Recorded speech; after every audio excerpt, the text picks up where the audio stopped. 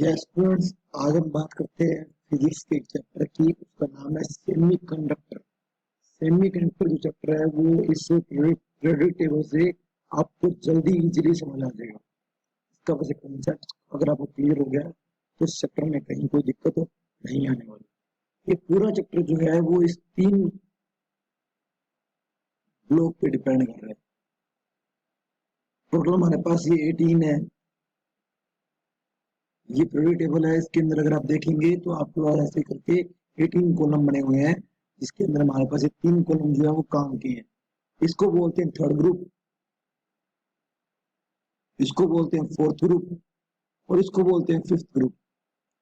Third group, fourth group, fifth group क्यों इसका नाम रखा गया है, इसके पीछे इनके रीजन है कि इनके जितने भी जो अगर आप इलेक्ट्रॉन फिल करते हैं, इलेक्ट्रॉन वैलेंस पूरी करते हैं, आप इलेक्ट्रॉन फिल करें, जैसे मान लो बोरोन के अगर एल्यूमिनियम इलेक्ट्रॉन फिल करें, बोरोन 5 नंबर पे आ रहा है 1s2 2s2 2p1, तो एक्सटर्नल जो ऑर्बिट है, बाहर वाला जो ऑर्बिट है वो 2 वाला है, 1 वाला तो पूरा हो गया।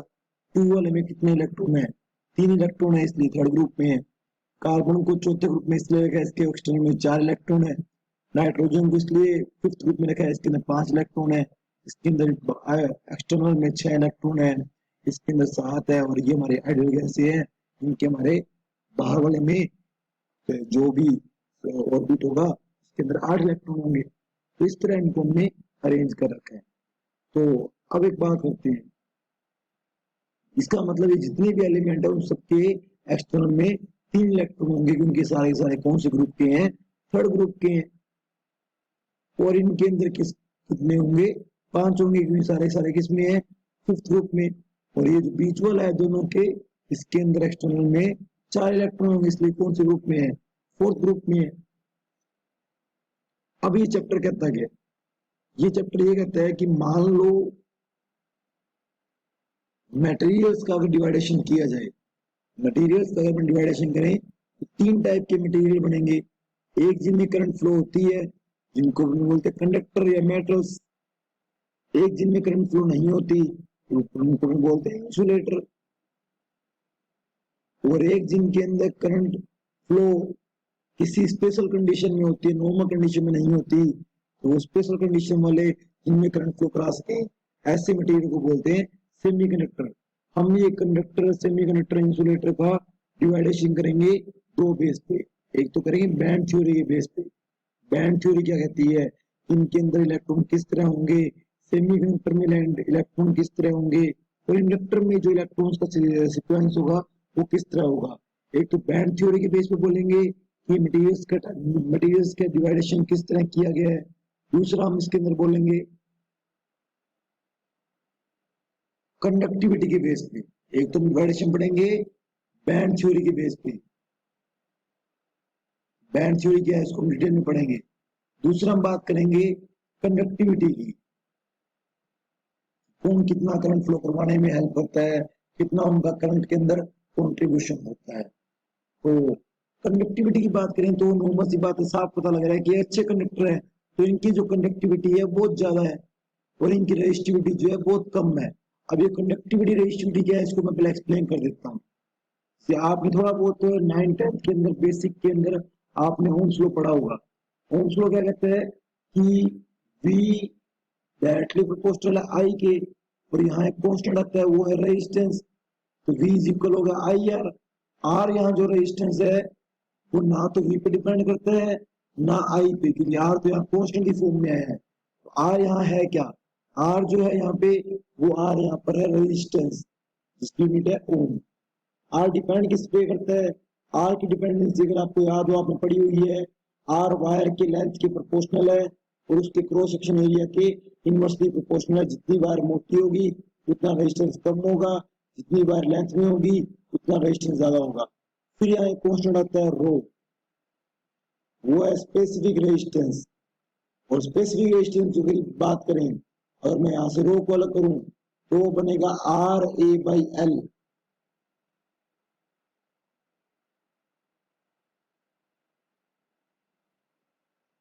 और इस यूनिट बनाए तो ये बनेगा ओम मीटर स्क्वायर अपॉन मीटर, यानी कुल मिला के ओम मीटर। अभी रेजिस्टिविटी जैसे यहाँ पे आर जो है वो वोल्टेज और करंट पे डिपेंड नहीं करता क्योंकि वो यहाँ कॉन्स्टेंट में आया है। वैसे रेजिस्टिविटी जो है वो लेंथ और एरिया पे डिपेंड नहीं करती क्योंकि वहां वो एक कॉन्स्टेंट की फॉर्म में है। अब रेजिस्टेंस डिपेंड करता है मटेरियल के, रेजिस्टिविटी जो है वो डिपेंड करती है टेम्परेचर पे और मटेरियल पे, ये रेजिस्टिविटी डिपेंडेंसी है। और अगर आपको यहाँ से पता लग जाए कि आर का इनवर्स क्या होता है, रेजिस्टेंस का इनवर्स होता है कंडक्टेंस और रेजिस्टिविटी का इनवर्स होता है कंडक्टिविटी। तो हम कंडक्टिविटी के हिसाब से, करंट फ्लो के हिसाब से हम बता रहे हैं कि मटेरियल की डिवाइडेशन 3 तरह से की है। Number 1 conductor, number 2 semi conductor और नंबर 3 इंसुलेटर। ये हम बात कर रहे हैं कंडक्टिविटी के बेस पे। तो इनकी कंडक्टिविटी बहुत ज्यादा होती है और इनकी रेजिस्टिविटी बहुत कम होती है, तभी तो अच्छे कंडक्टर है ये। अब इंसुलेटर की बात करें, इनमें कंडक्टिविटी होएगी नहीं और रेजिस्टिविटी बहुत ज्यादा होगी, तभी तो करंट फ्लो होती नहीं है। और इनमें जो कंडक्टिविटी और रेजिस्टिविटी है वो कंडक्टिविटी इससे कम है लेकिन इससे ज्यादा है, रेजिस्टिविटी इससे ज्यादा है, तभी तो ये अच्छे कंडक्टर नहीं है। और इससे रेजिस्टिविटी कम है लेकिन करंट फ्लो हो तो रही है। तो ये जो है ये दोनों के बीच की कंडीशन है। तो ऐसे मटेरियल को बोलते हैं सेमीकंडक्टर, जिनके अंदर नॉर्मल टेम्परेचर पे तो करंट फ्लो नहीं होती।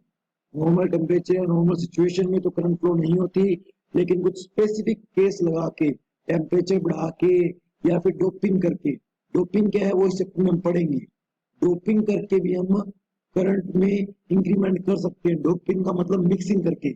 आपको सुना होगा कि कोई भी बॉक्सर या रेसलर जो है डोपिंग चार्ज में उसको हटा दिया गया, यानी वो किसी चीज से नशा वगैरह या कुछ मिक्सिंग कर रहा था।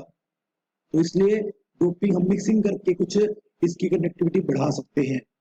हमें कंडक्टिविटी किसी भी कंडक्टिविटी बढ़ानी क्यों है, मेन कारण ये हमें इसके अंदर कुछ में डोपिंग करानी क्यों है, क्योंकि ये नेचर में बहुत ज्यादा अवेलेबल है और इनका अगर यूज नहीं किया तो ये मटेरियल बड़े बड़े वेस्ट हो जाएंगे। तो हमने इन मटेरियल का यूज किया है, इनको हमने करंट में, इनका कंट्रीब्यूशन इतना बढ़िया नहीं था, करंट फ्लो में इतना अच्छा कंट्रीब्यूशन नहीं दे रहे थे, इसलिए इनका यूज नहीं कर पा रहे थे। हमने इनकी कंडक्टिविटी इंक्रीज करके इनको अपना, इनको यूज करना शुरू कर दिया ताकि ये जो मटेरियल है वो नेचर में वेस्ट ना हो, ताकि कंडक्टर्स के कोई भी इतना लोड ना पड़े। तो आज जो ट्यूबलाइट्स, डायोड, जितने ट्यूबलाइट जितनी भी है वो सारी डायोड से बन रही है। डायोड जो है वो एक सेमीकंडक्टर है। डायोड, ट्रांजिस्टर, ये जो पढ़ेंगे हम, ये सारे के सारे सेमीकंडक्टर मटेरियल से बने हैं। दूसरा में बात करना है बैंड थ्योरी के बेस पे मटेरियल्स का डिवाइडेशन।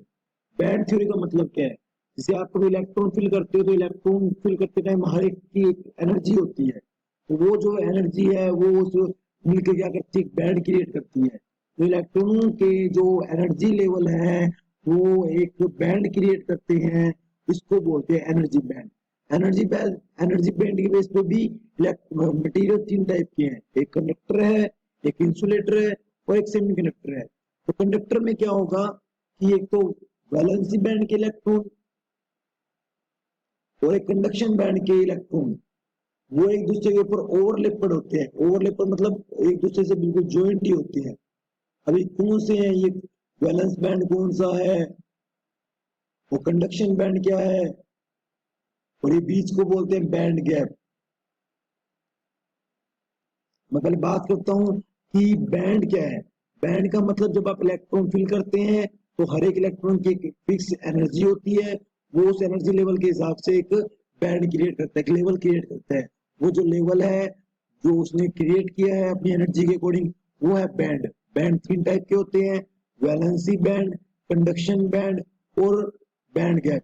वैलेंसी बैंड का मतलब जो वैलेंसी वाले इलेक्ट्रॉन है उनसे जो बैंड बन रहा है वो वैलेंस बैंड है।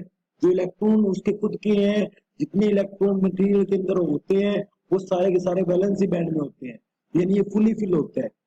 उसके अलावा जो ये कंडक्शन बैंड है ये ऊपर एक्स्ट्रा खाली है, ये हायर एनर्जी की जरूर है लेकिन ये खाली है। अगर यहाँ से कोई इलेक्ट्रॉन इस कंडक्शन में जाता है तो वो फ्लो करता है, जिसके कारण करंट फ्लो होती है। ये फुली फिल होते हैं, लो एनर्जी के होते हैं। ये हाई एनर्जी के होते हैं लेकिन ये बिल्कुल ही पार्सली फिल या खाली होते हैं, एम्प्टी बोल सकते हैं। और इन दोनों के बीच गैप को बोलते हैं बैंड गैप। तो कंडक्टर के अंदर तो ये बिल्कुल ही गैप होता ही नहीं है, एक दूसरे के ऊपर ओवरलैप पड़ा है, यानी कोई भी इलेक्ट्रॉन कंडक्शन में जाके फ्लो कर सकता है वो करंट फ्लो में अपना कंट्रीब्यूशन दे सकता है। और अगर इंसुलेटर की बात करें तो ये जो बैंड गैप है वो 3 इलेक्ट्रॉन वोल्ट से ज्यादा होता है। मतलब अगर आपको एक इलेक्ट्रॉन को यहाँ से यहाँ भेजना है तो आपको उसको 3 इलेक्ट्रॉन जितनी एनर्जी देनी पड़ेगी। तो इतनी एनर्जी दे के हम करंट फ्लो कराएंगे तो फिर क्या फायदा, फिर वैसे ना ही कराओ, उतनी एनर्जी हमारे करंट में उसके इलेक्ट्रॉन को ऊपर ले जाने में लगी, यानी ये एनर्जी देनी पॉसिबल भी नहीं है। एक बंदे को बोल दें कि 40 किलो, एक बंदे को बोल दें कि तेरे को अपना 3 गुना यानी 120 किलो वेट चकना है, वो हर एक वो पॉसिबल नहीं है। वो कंडक्शन में कोई ज्यादा कंट्रीब्यूशन नहीं करेगा। जैसे हीरे के लिए जो हीरा है डायमंड, डायमंड के लिए जो एनर्जी गैप है उसकी वैल्यू होती है 7 इलेक्ट्रॉन वोल्ट। अब यानी डायमंड के अंदर अगर आपको करंट फ्लो करानी है तो एक इलेक्ट्रॉन को 7 इलेक्ट्रॉन जितनी एनर्जी देनी पड़ेगी और वो इलेक्ट्रॉन हम वो एनर्जी हम दे नहीं पाएंगे, इसलिए उसके अंदर करंट फ्लो नहीं होती। ठीक है, तो कंडक्टर के अंदर ये दोनों एक दूसरे पे ओवरलैप होते हैं तो कोई भी इलेक्ट्रॉन इजीली वहां जा सकता है। और इंसुलेटर के अंदर ये बैंड गैप 3 इलेक्ट्रॉन वोल्ट से ज्यादा होता है तो करंट वहां जा नहीं पाएगी। और जो सेमीकंडक्टर है उनके अंदर ये गैप जो है वो 3 इलेक्ट्रॉन वोल्ट से कम होता है और वो इतनी एनर्जी होती है कि जो हम इजीली किसी ना किसी मेथड से दे सकते हैं ताकि वो इलेक्ट्रॉन बैलेंस बैंड से निकल के कंडक्शन बैंड में जाके करंट फ्लो के अंदर अपना कंट्रीब्यूशन दे सके। तो जैसे इसके एग्जांपल की बात करें, पीरियोडिक टेबल पे चलते हैं, वहां से आपको ज्यादा क्लियर हो जाएगा। ये पीरियोडिक टेबल के अंदर ये जो एलिमेंट है ना सिलिकॉन और जर्मेनियम, ये हमारे को ये जो ग्रीन कलर से दिखा रखे हैं ये सारे हमारे को नेचर से मिलने वाले, ये सारे हमारे को नेचर से मिलने वाले प्योर सेमीकंडक्टर हैं। और जो हम ज्यादातर यूज करते हैं वो सिलिकॉन और जर्मेनियम करते हैं। तो जो फोर्थ ग्रुप के अंदर ऊपर पड़ा है सिलिकॉन, उसके नीचे जर्मेनियम, ये हमारे को नेचर से मिलने वाले प्योर सेमीकंडक्टर है। सिलिकॉन आ रहा है 14 नंबर पे और इसके एक्सटर्नल में 4 इलेक्ट्रॉन है इसीलिए फोर्थ ग्रुप में है। जर्मेनियम आता है 32 नंबर पे और ये भी इसके भी एक्सटर्नल सेल में 4 इलेक्ट्रॉन इसलिए फोर्थ ग्रुप में है। और सिलिकॉन के लिए जो गैप है energy band gap 1.1 electron volt है। इसका मतलब किसी सिलिकॉन के वैलेंसी बैंड वाले इलेक्ट्रॉन को कंडक्शन बैंड में जाना है तो इस गैप को पार करना पड़ेगा। और इस गैप को पार करने के लिए उसको हर एक इलेक्ट्रॉन को 1.1 इलेक्ट्रॉन जितनी एनर्जी चाहिए। हर एक इलेक्ट्रॉन को 1 इलेक्ट्रॉन और दूसरे एक इलेक्ट्रॉन खुद है उसको 1 इलेक्ट्रॉन जितनी एनर्जी और चाहिए, उसके अलावा भी 1 इलेक्ट्रॉन की 0.1 एनर्जी और मिलेगी तब जाके वो कंडक्शन बैंड में जा पाएगा। जर्मेनियम के लिए वैल्यू थोड़ी कम होती है 0.72 इलेक्ट्रॉन वोल्ट। इसका मतलब जर्मेनियम के अंदर अगर आपको कोई इलेक्ट्रॉन कंडक्शन बैंड में भेजना है तो आपको 1 इलेक्ट्रॉन के बराबर भी एनर्जी नहीं देनी पड़ेगी, उससे कम एनर्जी में वो इलेक्ट्रॉन जो है वो कंडक्शन बैंड में इजीली पहुंच जाएगा। इसलिए हम सिलिकॉन और जर्मेनियम ज्यादा यूज करना बेटर पसंद करते हैं क्योंकि जर्मेनियम में एनर्जी हमारी कम लग रही है। ये जो एनर्जी है वो हम क्या बोलते हैं टेम्परेचर के थ्रू इजीली दे सकते हैं। और मैंने कहा था डोपिंग से भी हम सेमीकंडक्टर के अंदर कनेक्टिविटी इंक्रीज कर सकते हैं। डोपिंग में कैसे, मैं आपको मिक्सिंग की बात बताता हूँ। अगर मिक्सिंग करने से क्या होता है, जैसे मैं 2 मटेरियल मिक्स कर रहा हूँ गैलियम और आर्सेनाइड, मिक्सिंग करने से इसके अंदर जो बैंड गैप होता है वो होता है 0.33 इलेक्ट्रॉन वोल्ट, जिसके अंदर एनर्जी हमारे को 1 इलेक्ट्रॉन का तीसरा हिस्सा देना पड़ रहा है। और देख लो इसके अलावा जैसे इंडियम एंटीमाइड जो है INSB, इसकी जो बैंड गैप वैल्यू है वो 0.17 इलेक्ट्रॉन वोल्ट है। इसका मतलब टेम्परेचर से और मिक्सिंग से डोपिंग से हम सेमीकंडक्टर को अच्छा कंडक्टर बना सकते हैं।